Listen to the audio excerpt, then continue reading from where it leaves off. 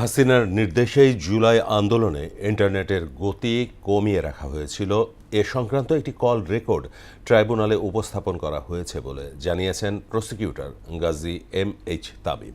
পাশাপাশি আন্দোলন দমাতে তৎকালীন আওয়ামী নেতাদের ১৪টি কল রেকর্ড উপস্থাপন করা হয়েছে। এছাড়াও জাতিসংঘের প্রতিবেদনের একটি অংশ তুলে ধরা হয় ট্রাইব্যুনালে, যেখানে তৎকালীন ক্ষমতাসীন আওয়ামী সরকার জুলাই আন্দোলনে আহতদের চিকিৎসা বাধাগ্রস্ত করেছে বলে অভিযোগ উঠেছে।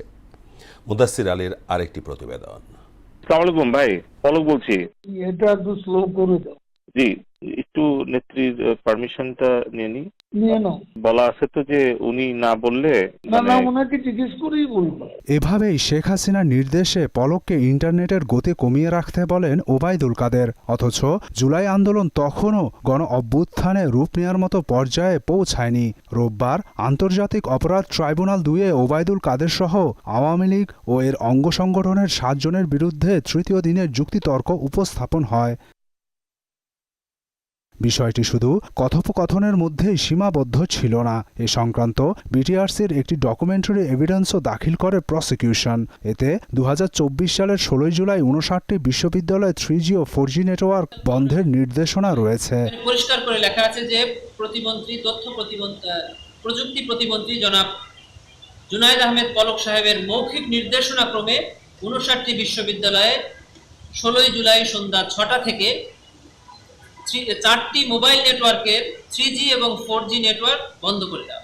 এক্ষেত্রে প্রসিকিউশন তৎকালীন প্রধানমন্ত্রী শেখ হাসিনাকে অনুমোদনকারী ওবায়দুল কাদেরকে নির্দেশদাতা ও আইসিটি প্রতিমন্ত্রী জুনায়েদ আহমেদ পলককে নির্দেশ পালনকারী হিসেবে ট্রাইব্যুনালে তুলে ধরেন।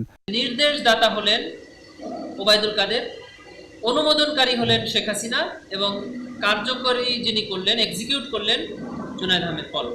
এছাড়াও জুলাই আন্দোলন চলাকালে চট্টগ্রামের আওয়ামী লীগ নেতা নাসির উদ্দিনের সঙ্গে ওবায়দুল কাদেরের ফোন আলাপ হয়। এতে নাসির উদ্দিন জানান চট্টগ্রাম নিয়ন্ত্রণের কথা। পুরো চট্টগ্রাম পুরো কন্ট্রোলে, পুরো চট্টগ্রাম একদম ইউনিভার্সিটি। ঠিক আছে, তুমি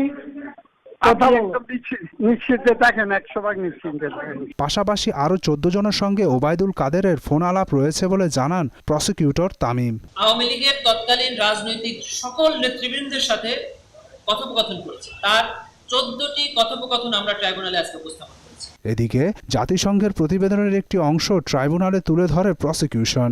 এতে উঠে আসে তৎকালীন ক্ষমতাসীন আওয়ামী লীগ সরকার আন্দোলনে আহতদের চিকিৎসা বাধাগ্রস্ত করে। যারা হাসপাতালে ট্রিটমেন্ট নিতে গিয়েছে সেখান থেকে তাদেরকে গ্রেফতার করা হয়েছে। মুদাসসির আলী, মোহনা সংবাদ, ঢাকা।